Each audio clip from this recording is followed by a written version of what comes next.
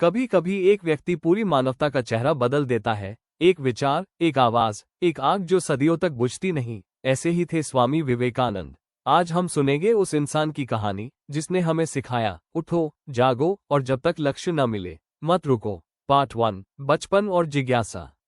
12 जनवरी 1863, कोलकाता। एक घर में एक बालक का जन्म हुआ। नाम रखा गया नरेंद्रनाथ दत्त।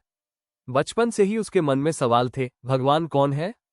क्या उसे देखा जा सकता है? उसकी माँ भुवनेश्वरी देवी ने उसे रामायण, महाभारत की कहानियां सुनाई और पिता विश्वनाथ दत्त ने दिया आधुनिक सोच का दृष्टिकोण। नरेंद्र में आध्यात्मिकता और तर्क दोनों साथ थे। वो संगीत सीखते, जिम करते, बहस करते, लेकिन भीतर खोज थी सत्य की। पार्ट 2, गुरु से मुलाकात। एक दिन अपने सवालों के जवाब खोजते हुए नरेंद्र पहुंचे दक्षिणेश्वर मंदिर, जहां एक साधारण पुजारी श्री रामकृष्ण परमहंस थे। नरेंद्र ने सीधा सवाल पूछा, ग्रेटर दैन, क्या आपने भगवान को देखा है? रामकृष्ण मुस्कुराए, ग्रेटर दैन, हाँ, देखा है, जैसे मैं तुम्हें देख रहा हूं। वो दिन नरेंद्र के जीवन का मोड़ था। गुरु और शिष्य का ये रिश्ता आध्यात्मिक क्रांति की शुरुआत बन गया। पार्ट 3, संन्यास और राष्ट्र यात्रा। रामकृष्ण के देहावसान के बाद नरेंद्र ने संन्यास धारण किया और नाम रखा स्वामी विवेकानंद।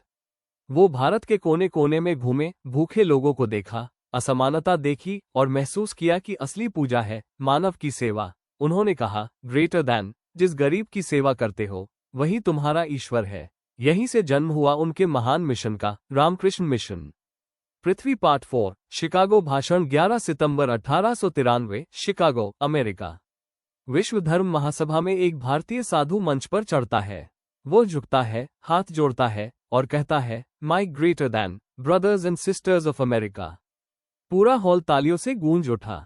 वो बोले, ग्रेटर दैन, हमने सिखाया है कि सभी धर्म सत्य है, सभी मार्ग एक ही परमात्मा की ओर ले जाते हैं।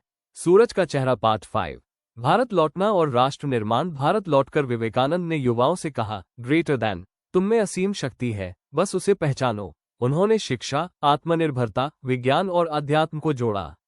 उनका सपना था, युवा जागो, भारत जगाओ। उनकी प्रेरणा से आज भी लाखों लोग आत्मविश्वास और सेवा का जीवन जी रहे हैं। फायर। पार्ट 6, अंतिम संदेश और प्रेरणा। 1902 में केवल 39 वर्ष की आयु में उन्होंने देह त्याग दी, पर उनके शब्द अमर हो गए। एक विचार लो, उसी विचार पर सोचो, जियो और अपने मस्तिष्क, शरीर, नसों को उसी विचार से भर दो। यही सफलता का मार्ग है। आज विवेकानंद सिर्फ एक नाम नहीं, एक आंदोलन है।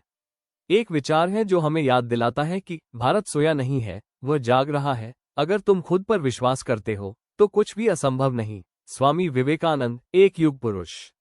डिजी लाइक, शेयर, सब्सक्राइब अगर उनके विचारों ने आपके दिल को छुआ हो।